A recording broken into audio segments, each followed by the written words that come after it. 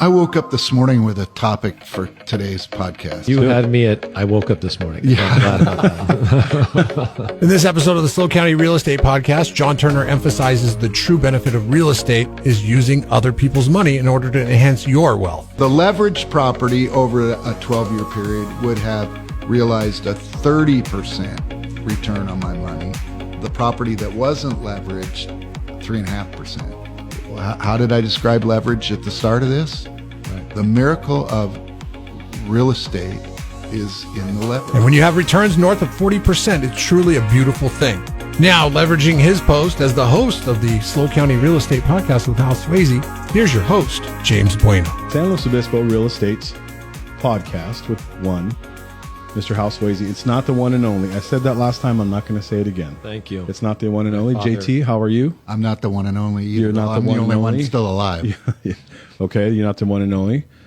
Miss Bobby Kelly, how are you? Lovely. Now, Thank you. What do you want me to call you? Just get creative. Bobby? Yeah. Let's see. What do you call me when I'm not here? Don't say that. Grand ruler. It's boss lady, really. Boss lady. Boss lady. Okay, boss ladies. All right, I'll take it. So we're talking about a quote, JT. You said you wanted to hear it.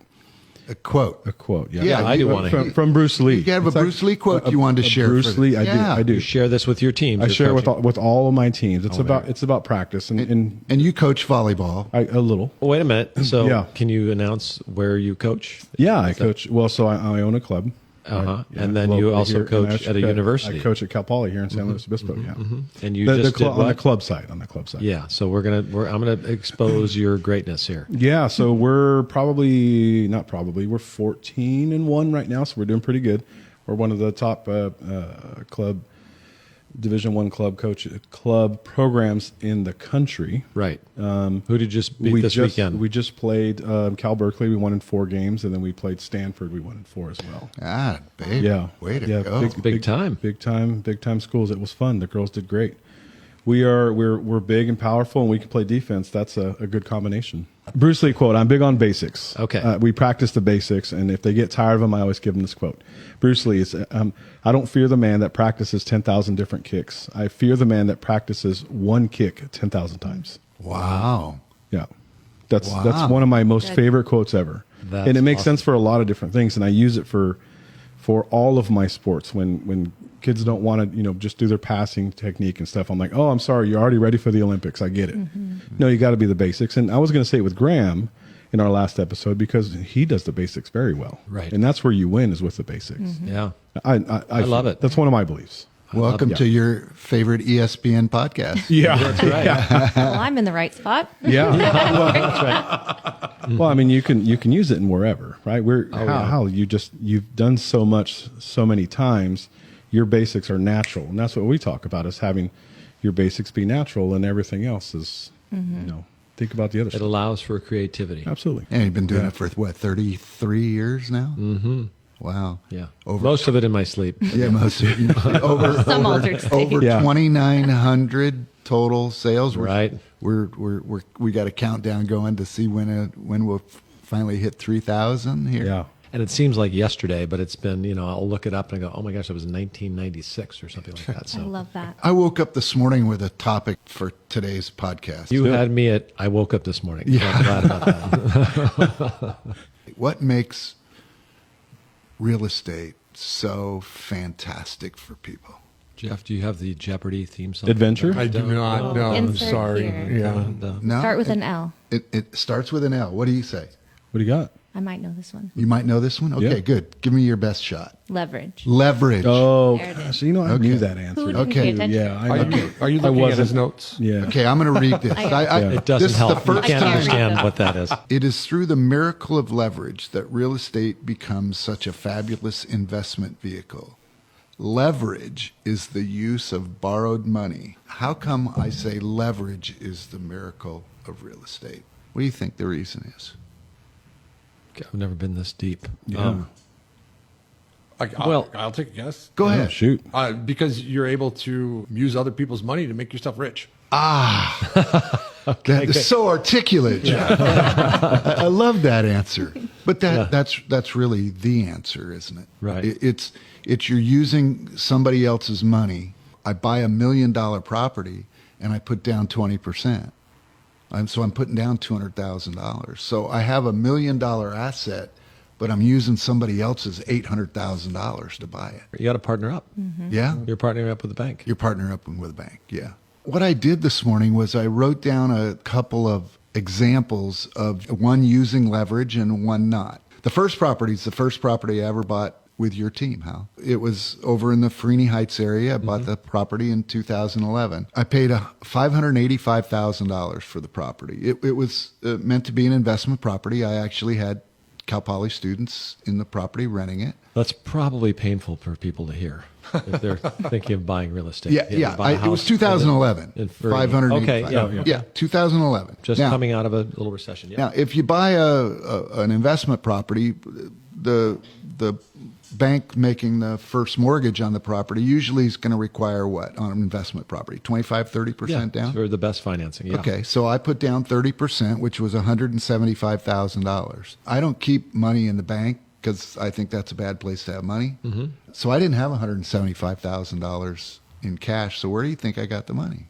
Out of your other piece of real estate, I'm guessing. Out of my personal your retirement. residence, I had a nice amount of equity, and I have what was called, and still is called, a home equity line of credit, which is basically a checkbook tied to the equity in your house. So I wrote a check, $175,000 to close escrow and get my first mortgage on the property. I had a loan of $410,000, and I kept the property for 22 months is all. Now, let's forget that I was actually cash flow positive from the start. Let's just say I broke even on the property. 2 years later, Hal handled the sale of the property for me, and I sold it for $780,000 in about 3 days. And I netted $740 after the closing costs. I paid off the mortgage, which started at $410, but was no longer at $410. It was under $400. I'll just use $400. So I walked away with a check from escrow for $340,000. Who paid down the $410 to the $400? Well, I did with the rent that I charged my tenants. Loaded questions. So Yeah, the tenants you knew the answer to that. Of course. I mean, I paid it, but with their money. Right. And so if I subtract out the $175,000 that I needed to pay back on the home equity line of credit on my private residence, I walked away with $165,000. Net clear after everything. That's clear after everything. I can't remember if I probably owed some tax, some capital gains tax, but Right. But $165,000. If that $175 was my own money that I took out of the bank, $165 on $175 is about a 94% return in 22 months. Well, let's call it 2 years. That's 47% per year. That, in fact, is leverage. Where can you make 47% on your money? I made most of it on your money. Right. Somebody else who put their money in the bank, which loaned it to me. Yeah. With minimal effort. With minimal effort. Well, I had to drop by every month and collect the Take rent their checks. money. Yeah. I made a deal with my tenants. They were all 21 years old. They were junior and senior level students at Cal Poly in the dairy sciences department. They're great. I think that's an important fact to this story. Yeah, they were great. They were great farm They kids were all from. 21. They were great farm kids from where you grew up, James, over in the valley. And I said, if I have my 5 rent checks, there were 5 guys living there. If I have my 5 rent checks by the first of the month, there'll be a prize. And the prize was a 30 rack of Coors. Yeah. And so guess what? I never once got a late rent check. They were always there by the first. I had a 30 rack on their front porch. Oh, they'd invite me in. I got to inspect my property without being an inspector. Right? It was great. Genius. So the story is, you know your audience. You know my Okay. Yeah. You know how to. Yeah, okay. So that's the definition of leverage, in my opinion. And you didn't factor in any income you took from rent from that property. Correct. Was it negative or positive? No, it was positive from day one. Okay. After paying the interest on the HELOC as well. Right. You know, I had the first mortgage, the HELOC, real estate taxes, Right. insurance, the gardener, and I was still positive $200. Leverage. Now, if I still owned the property today, it would be worth somewhere around $1.2 million would be my guess. Good guessing. And if I sold it today for $1.2 million, took my net, did all the math, I'd probably come up with about 30% per year of Appreciation. appreciation. Yeah. Now, example number 2, purchased in about the same year was a house here in town I bought for $706, and I kept it for 22 months. Now, the reason I sold these, what most people would think too soon, was I had some other real estate deals that were a higher priority that I needed to put the money in those. So I paid cash for this one. At $706, I sold it 2 years later for $750. By the time I closed escrow, paid all my closing costs, I netted $712. So I didn't lose money. I didn't make a lot. I made less than 0.5%. Why? Well, I didn't use leverage. Right. I used my own money. Your own money. Now, during that time period, I was netting, because I didn't have any loans to pay, I was netting about 4.5% on my money in rents. So was it a good investment? Yes, it was a good investment. It wasn't like the first one, but it was a good investment. Now, again, that property would probably sell today for $1 million, maybe a little more. Was on Choro? Choro, yeah. Yeah. A little more. Yeah, a little more. And had I kept that property for the 12 years since I sold it, I'd have probably averaged about 3.5% per year, not counting the rental income. Just on appreciation. Yeah, but you got to count the rent. Oh, you got to count the rental. Oh, yeah. But I'm talking just appreciation. Thank you for this. So the leveraged property over a 12-year period would have realized a 30% return on my money. The property that wasn't leveraged, 3.5%. How did I describe leverage at the start of this? Right. The miracle of real estate is in the leverage. Some of our wealthier residents in San Luis Obispo that gained their wealth through real estate, much of that was done through Leverage. Yep. I wonder how many people that listen to our podcast really truly understand the miracle of leverage when it comes to real estate. And you've experienced the same thing, Hal. Oh, yeah. To me, it creates equity. You can have equity in a stock market. You can own a business. You can own a piece of real estate. So you get the equity, but you get a lot more with leverage. Can have a negative connotation. So let's be clear. There's a lot of people that promote, hey, pay your house off, which is always a great thing to do, right? But there's good debt and bad debt. Yeah. And good debt is something that maybe gets ownership than something that would appreciate or has value or grows in value. Bad debt is the stuff that's like, okay, well, I'm going to get a new car. Well, most of them go down in value, right? So now you're just losing money from day one, or running up credit card debt, which is just for personal effects. So something of value. And real estate, as you testified, and especially in San Luis Obispo County, is a good place to store or growth of value. So getting equity is huge. I know people that buy large apartment buildings. Let's say you find a house and it's $100,000 and you put $20,000 down, right? So you got an $80,000 mortgage, and you fix it up, and you get the rent from say $900 to $1,200 or whatever that is. I'm using a low example, but just to make it easy. So that property is now going to be worth more for whatever reason, and for like apartments, it's based on what your income is. So now let's say that property is now worth $120,000. And you go, okay, I'm going to refinance it, and I'm going to refinance and make my loan not 80. I'm going to raise it up to 100 to get the cash out, so I get my 20,000 back. And now my investment in the property is zero, and I'm still making money, not as much when the rent, well, it could be as much If the interest rates go down. if the rates go down, or my income has gone up, so it offsets the higher mortgage debt level. So now, what do they call that? I've got zero into it, and let's say it's making me $100 a month. Cash flow. That's called cash flow, but it's also called an infinite return, right? Because on my 20,000, I might have been making 300 or 400. On my zero, I'm making 100. Now you can take that money and go do what again? So own another business On or my, real estate. On my first example, when we bought that first house, the rent that we were able to get on that house was $3,750 a month, and the next year was $4,000 a month. And if we still own that property today, it'd be between $5,500 and $6,000 a month. Yep. In 12 years. Right. I mean, that's a pretty good increase in your return on investment. And based on the way things are, I mean, having people need a place to live, it's like clockwork. Yeah. Right. It's just going to keep going in that direction. You're not going back. And I'm never one to say, hey, people go out and leverage and do all this stuff. It starts by owning probably your first house. And getting in and getting some equity and being involved and understanding it, because it can be daunting. Once you do it once, it's a little bit easier. You know what I love about John, too, is I'll never forget. I helped him sell his house against his will. I brought him a really good offer. and they moved out to Cayucas, and they rented a house. They had their equity from their house. They're renting. And he goes, I don't want to be out of the market. So he bought a rental property. These are the two that I bought. Yeah. And that was like, well, this pays for my rent. So I'm not out of the market. I went, the guy's a little more mature than I am. So smart. I was fearful of being out of the market. And I hadn't studied like I have since I joined your team. I didn't know that 90% of the years in the last 80, property values have gone up.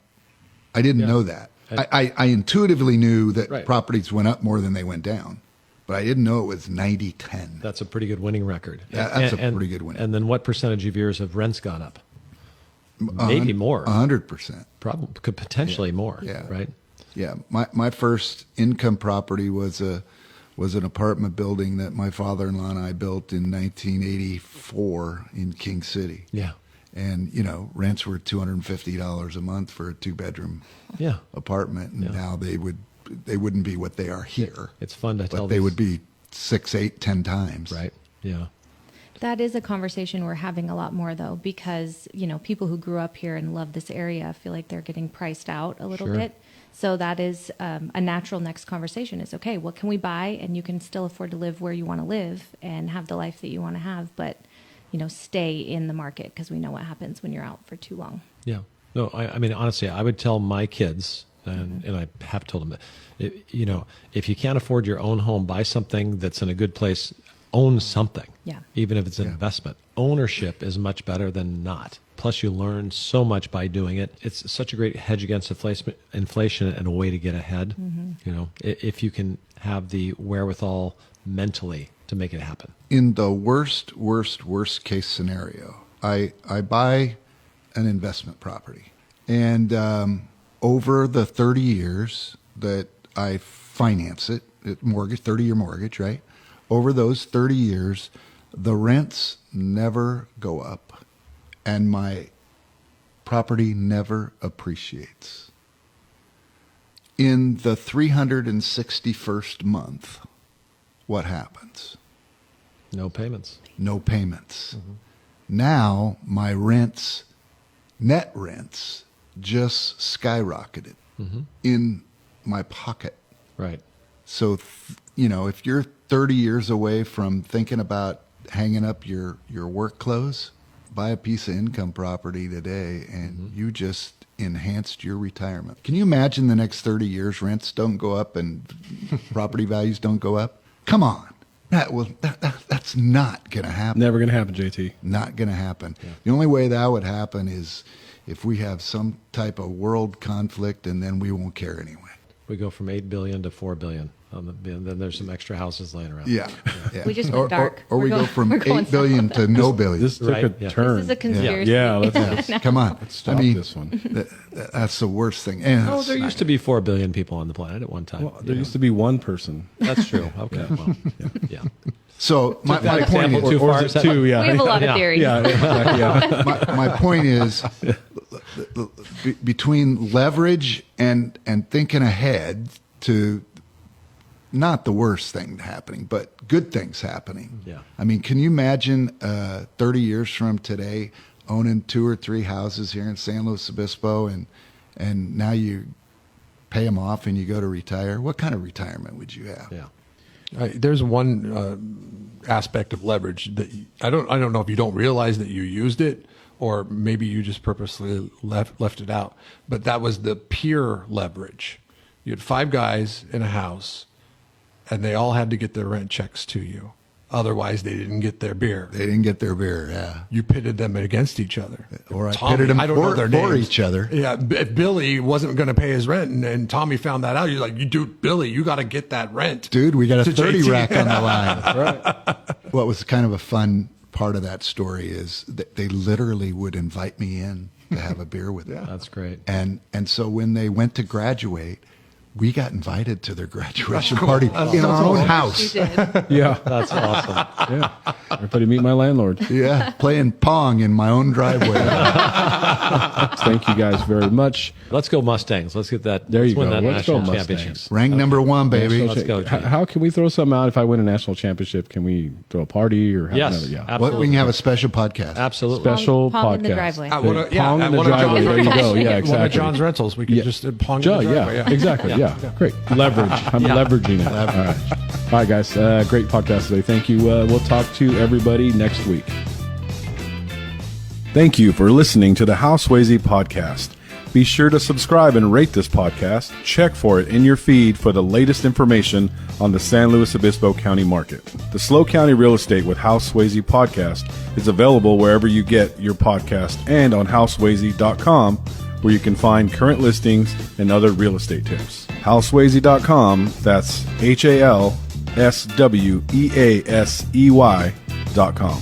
I am James Bueno, Director of Marketing for the Hal Sweasey Group. If you're looking for anything real estate, give us a call, 805-781-3750. San Luis Obispo Real Estate Podcast with Hal Sweasey is also on YouTube. Now you can see people talk about real estate in one of California's hottest markets. Get the latest episode on the podcast page at teamswayze.com or subscribe to Hal Sweasey on YouTube.